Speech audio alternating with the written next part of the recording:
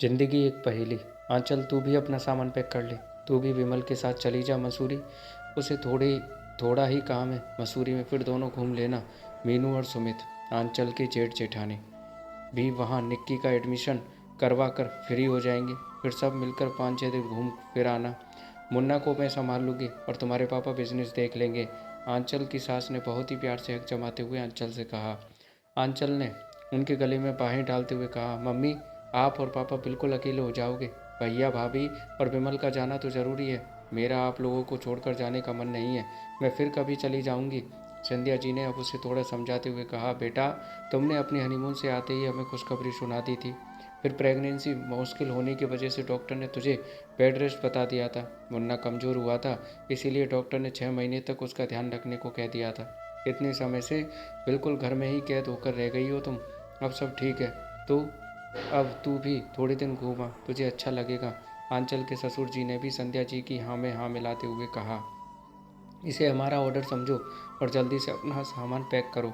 आंचल ने हंसते हुए कहा, जो हुक्म मेरे आका, अभी जाकर सामान पैक करती हूँ। आपकी बात कैसे टाल सकती हूँ भला।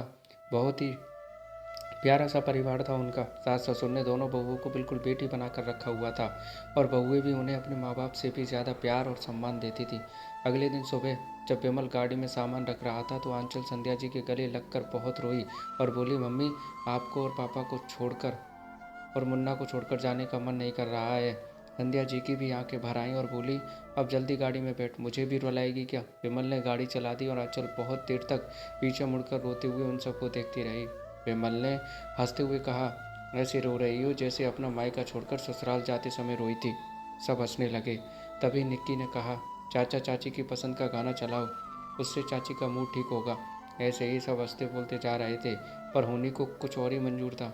एक जगह अचानक गाड़ी के आगे एक गाय आ गई और विमल ने गाय को बचाने के चक्कर में गाड़ी बहुत तेजी से दूसरी तरफ घुमाई तो गाड़ी बहुत जोर से एक पेड़ से टकराई। उधर की साइड ही आंचल बैठी हुई थी। उसे इतना तेज झटका लगा कि उसकी गर्दन झटके से दूसरी तरफ लटक गई।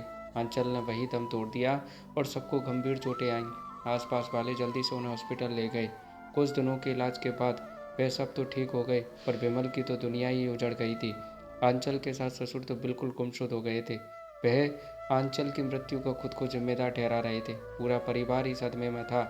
ऐसे ही कुछ समय निकल गया और एक दिन आंचल के मम्मी पापा विमल के लिए एक रिश्ता लेकर आए। वह लड़की उनके घर के पास ही रहती थी और उसके पति का कुछ समय पहले डेंगू की वजह से देहांत हो गया था। उसके 2 साल की एक बेटी थी। आंचल के मम्मी पापा ने उसके सास ससुर से निवेदन किया कि दोनों बच्चों को माँ बाप का प्यार मिल जाएगा और विमल और मंशा, उस लड़की का जो नाम था, कि अभी उम्र ही क्या है, उन्हें भी जीवन में आगे बढ़ने का मौका मिल जाएगा। विमल तो किसी भी तरह तैयार नहीं था दूसरी शादी के लिए, पर फिर सबके समझाने से वो मान गया। संध्या जी ने मंशा का नाम शादी के बाद आंचल ही रख दिया और उसने भी बिल्कुल आंचल की तरह पूरा परिवार बहुत ही प्यार से संभाल लिया। आंचल के मम्मी पापा भी मंशा को आंचल की तरह अपने घर बुलाते और जो बन पड़ता उसे देते। मंशा भी सब तरफ से इतना प्यार पाकर बहुत खुश थी। उसने भी कभी मुन्ना में और अपनी बेटी में कोई फ़र्क नहीं किया। विमल को भी मंशा को देखकर यही लगता था जैसे आंचल ही वापस आ गई हो उसके जीवन में। तो दोस्तों, इस लाइफ का कोई भरोसा नहीं है, कब कहाँ क्या किस वक्त हो जाए, इसलिए खुलकर जियो। तो दोस्तों, ये कहानी आपको कैसी लगी कमेंट में बताइएगा।